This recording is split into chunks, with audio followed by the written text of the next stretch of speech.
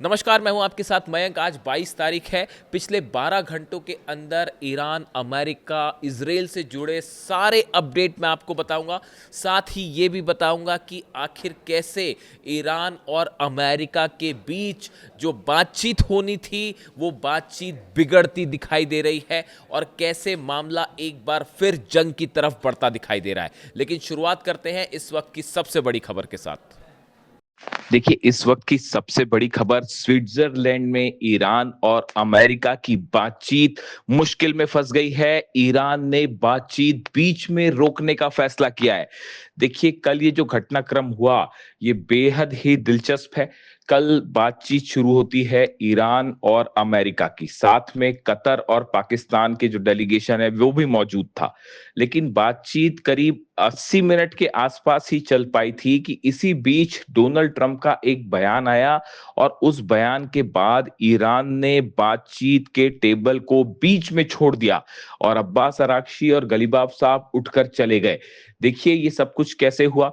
कल जब बातचीत चल रही थी, इसी बीच डोनाल्ड ट्रंप का बयान आया। डोनाल्ड ट्रंप ने कहा कि ईरान अपने सहयोगी हिजबुल्लाह को रोके, वरना ईरान पर पिछले हफ्ते की तरह हमले किए जाएंगे। इस तरह का बयान आया डोनाल्ड ट्रंप की तरफ से। डोनाल्ड ट्रंप ने यह भी कहा कि अगर स्ट्रेट ऑफ हॉर्मूज फिर से बंद किया तो इसका नतीजा बेहद बुरा होगा। अमेरिका पूरे हॉर्मूज पर कब्जा कर लेगा, वहां से टोल भी वसूलेगा और यहां तक कह दिया गया डेलीगेशन के लिए कि वापस नहीं जा पाओगे। अगर हॉर्मूज बंद कर दिया तो वापस नहीं जा पाओगे। इन शब्दों का इस्तेमाल किया डोनाल्ड ट्रंप ने, जिसके बाद ईरान की तरफ से कहा गया कि ये बातचीत के बीच इस तरह की धमकी देना, ये एमओयू का उल्लंघन है, एमओयू के खिलाफ है और ये ईरान का अपमान है। और ईरान की तरफ से ये बात कही गई कि जब तक डोनाल्ड ट्रंप माफी नहीं मांगेंगे तब तक बातचीत आगे जारी नहीं रहेगी। और ईरान का डेलीगेशन बीच में ही बातचीत को छोड़ के, मीटिंग को छोड़ के उठ गया, जिसके बाद बातचीत फिलहाल रुक गई है। देखिए, ये एक ऐसी खबर है जिस पर पूरी दुनिया की नजरें थी कि आखिर बातचीत में क्या निकल के आता है, पहले दौर की बातचीत में क्या कोई तरक्की होगी या नहीं होगी। ईरान की तरफ से साफ कर दिया गया था कि बातचीत में की पहली शर्त ही यही है कि जितने हमले हो रहे हैं लेबनान पर वो रोके जाएं, इजराइल की तरफ से सेना वापस लाई जाए।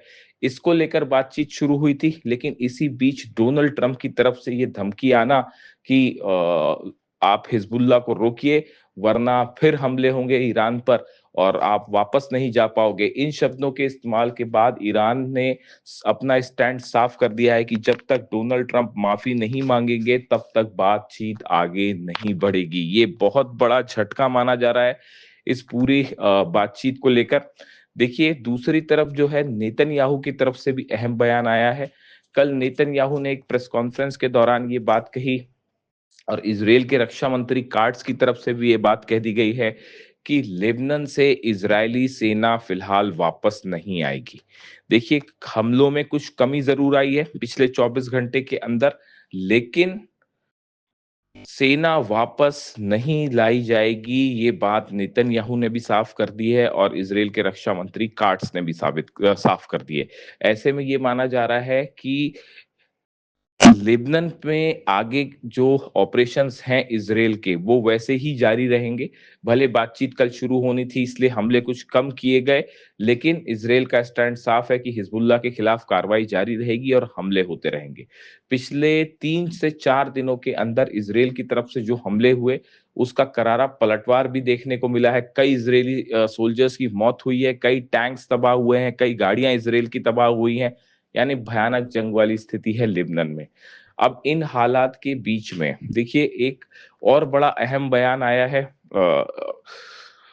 करीबी है डोनाल्ड ट्रंप के सेनेटर, उनकी तरफ से ये बयान आया।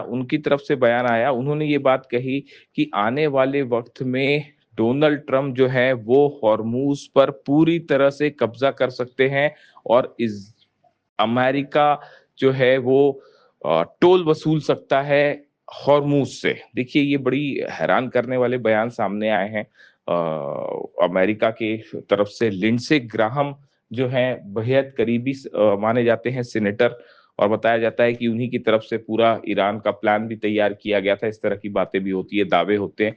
अब लिंडसे ग्राहम का ये कहना है कि आने वाले चंद दिनों में कब्जा कर लेना चाहिए हॉर्मूज पर, हॉर्मूज को पूरी तरह से अपने नियंत्रण में लेना चाहिए और टोल भी वसूलना चाहिए। यानी देखिए, ये एक ऐसी बात है, ये एक ऐसा सुझाव उनकी तरफ से आया जिसको लेकर इस बात पर सवाल उठते हैं कि आने वाले दिनों में आखिर डोनाल्ड ट्रंप और अमेरिका की मंशा क्या है। अब कुल मिला के हालात ये हैं कि डेलीगेशन स्विट्जरलैंड में है, लेकिन बातचीत फिलहाल रुक गई है। डोनाल्ड ट्रंप की तरफ से अभी कोई बयान, अपने उन्होंने जिस तरह से बयान दिया उसके बाद से उनकी तरफ से कोई सफाई नहीं आई है। वहीं पाकिस्तान और कतर का डेलीगेशन भी इस मीटिंग में मौजूद था।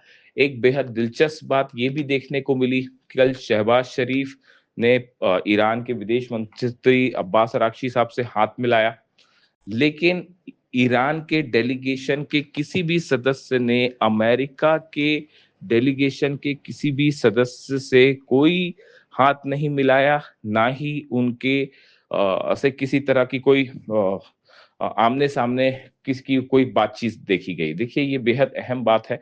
पूरी तरह से ईरान ने अमेरिका की डेलीगेशन, चाहे जेडी वेंस हो, चाहे कुशनर हो, चाहे स्टीव विटकॉफ हो, किसी से भी अब्बास अरागची साहब ने हाथ नहीं मिलाया। यानी देखिए, ईरान ने अपना स्टैंड बिल्कुल साफ रखा है स्विट्जरलैंड में भी कि ईरान अपनी शर्तों पर आगे बातचीत करेगा, अपने सम्मान से किसी तरह का कोई समझौता नहीं करेगा, भले अमेरिका चाहे जो कर ले। इसी बीच ईरान की सेना की तरफ से भी बयान आ गया है कि अगर ईरान पर किसी तरह का दबाव डालने की कोशिश की जाती है या किसी तरह से डराने धमकाने की कोशिश की जाती है, तो इन बातचीत को बीच में रोक दिया जाएगा। ईरान की सुप्रीम लीडर और ईरान की सेना की तरफ से इस तरह के संकेत मिल रहे हैं। साथ ही ईरान की सेना के कुछ बड़े कमांडर्स ने यह भी कहा है कि अगर हॉर्मूज में किसी तरह की कोई गुस्ताखी डोनाल्ड ट्रंप करते हैं, तो मिसाइलों से जवाब दिया जाएगा। पूरे हॉर्मूज पर ईरान अपने कब्जे में ले लेगा और एक भी जहाज वहां से फिर नहीं निकल पाएगा।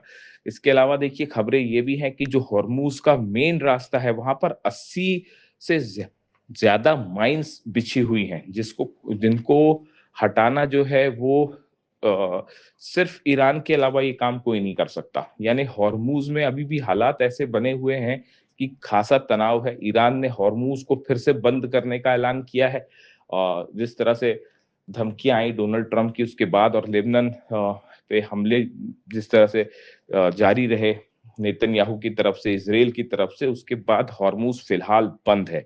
कोई भी जहाज वहां ईरान की परमिशन के बिना नहीं निकल सकता।